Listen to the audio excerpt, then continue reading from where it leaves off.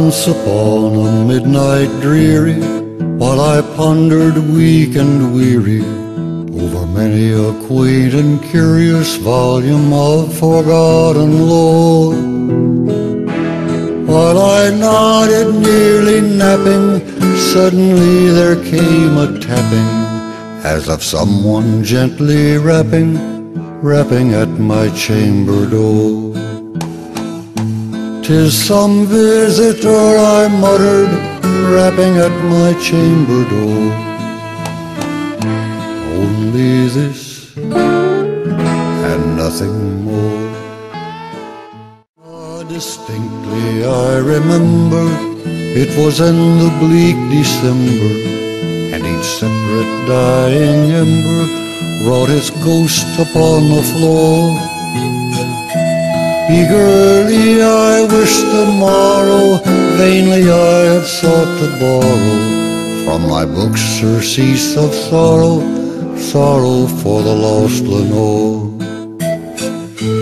For the rare and radiant maiden whom the angels name Lenore, nameless here forevermore. Presently my soul grew stronger, hesitating then no longer. "Sir," said I, "or madam, truly your forgiveness I implore. But the fact is I was napping, and so gently you came rapping, and so faintly you came tapping at my chamber door, that I scarce was sure I heard you. Here I opened wide the door. Darkness there, and nothing more. Deep into that darkness peering, long I stood there wondering, fearing, doubting, dreaming dreams no mortals ever dared to dream before. But the silence was unbroken, and the stillness gave no token, and the only word there spoken was the whispered word Lenore.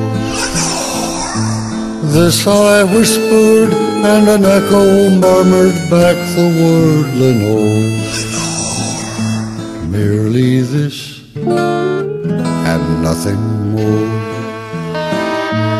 Back into the chamber turning, all my soul within me burning, soon again I heard a tapping, somewhat louder than before. "Surely," said I, "surely that is something at my window lattice. Let me see then what thereat is, and this mystery explore. Let my heart be still a moment, and this mystery explore. 'Tis the wind, and nothing more." Open here I flung the shutter, when with many a flirt and flutter in there stepped a stately raven of the saintly days of yore. Not the least obeisance made he, not a minute stopped or stayed he, but with mien of lord or lady perched above my chamber door. Perched upon a bust of Pallas just above my chamber door, perched and sat, and nothing more. Though thy crest be shorn and shaven, thou, I said, art sure no craven, ghastly, grim, and ancient raven, wandering from the nightly shore. "Tell me what thy lordly name is on the night's Plutonian shore." Quoth the raven, "Nevermore. Other friends have flown before.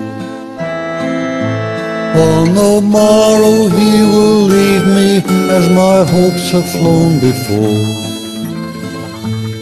Then the bird said, evermore. Straight I wheeled a cushioned seat in front of bird and bust and door. Then upon the velvet sinking I betook myself to linking fancy unto fancy, thinking what this ominous bird of yours, what this grim, ungainly, ghastly, gaunt and ominous bird of yours meant in croaking